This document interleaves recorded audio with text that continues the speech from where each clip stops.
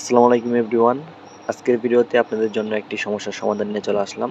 অনেকদিন ধরে আপনারা কমেন্ট করতেছিলেন যে আপনাদের পিক্সেল ল্যাব অ্যাপসে পিএলপি ফাইল আপনারা অ্যাড করতে পারতেছেন না।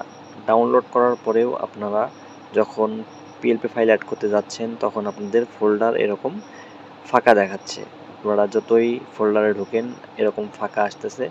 আপনারা কিন্তু পিএলপি ফাইল অ্যাড করতে পারতেছেন না। তো তাদের জন্য আমি এই সলিউশনটা নিয়ে আসলাম আজকের ভিডিওতে। তো অবশ্যই সম্পূর্ণ ভিডিওটা দেখবেন। তো এরকম যারা সমস্যায় পড়েছেন তারা যে কাজটি করবেন, এই পিক্সেল ল্যাব এই অ্যাপসটা হলো প্লে স্টোরের একটা অ্যাপস। এই অ্যাপসটা দীর্ঘ অনেক দিন যাবৎ আপডেট হয় নাই, এই কারণে অনেকের ফোনেই সমস্যাটা করে। সবার ফোনে করে এমনটা না, তো অনেকের ফোনেই করে। তো যারা এই যে প্লে স্টোর থেকে ইনস্টল করা এই পিক্সেল ল্যাবটা ব্যবহার করেন, তো আপনাদের জন্য সলিউশনটা হলো আপনারা পিক্সেল ল্যাবের যে কোনো একটা প্রো ভার্সন আপনারা ইউজ করতে পারেন। তো প্রো ভার্সন আপনারা কোথা থেকে ডাউনলোড করবেন সেটাও আমি আপনাদেরকে এখন দেখিয়ে দিচ্ছি। আপনারা এই সমস্যাটি নিয়ে আমাকে অনেকজনই ইনবক্স করেছেন, অনেকে কমেন্ট করেছেন। তো আসলে সবারই কমেন্টের ওইভাবে রিপ্লাই দেওয়া হয় না, এই জন্য আর কি ছোটো করে একটা ভিডিও করা। তো যাদের এই সমস্যাটা হচ্ছে আপনারা জাস্ট যে কোনো একটা পিক্সেল ল্যাব অ্যাপসের প্রো ভার্সন ইনস্টল করে নেবেন।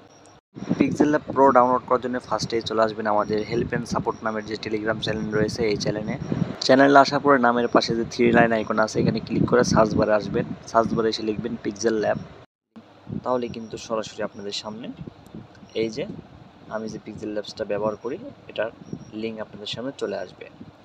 এরপরেও যদি আপনাদের ইনস্টল করার ক্ষেত্রে বা আদার্স কোনো প্রবলেম হয় তো সেক্ষেত্রে অবশ্যই আমাকে ইনবক্সে মেসেজ করতে পারেন। ইনবক্সে মেসেজ করার জন্য অবশ্যই আপনার টেলিগ্রাম চ্যানেলের উপরে নামের উপরে ক্লিক করে এখানে দেখতে পারবেন কন্ট্যাক্ট হোয়াটসঅ্যাপ দেওয়া আছে। সিম্পলি আপনারা এই কন্ট্যাক্ট হোয়াটসঅ্যাপে ক্লিক করে আমাদেরকে ইনবক্সে মেসেজ করে আপনার সলিউশনটা নিয়ে নিতে পারেন।